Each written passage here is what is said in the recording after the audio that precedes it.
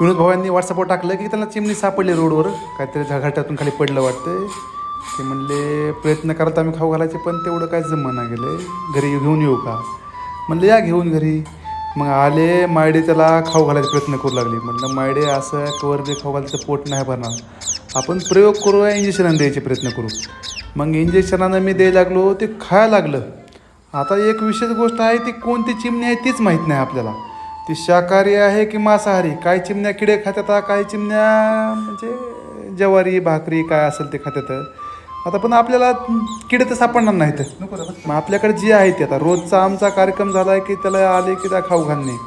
ते असं केविलवाणी वरी असं तोंड करून आरडत आहे, जणे की आपण त्याचे आईवडील आहेत.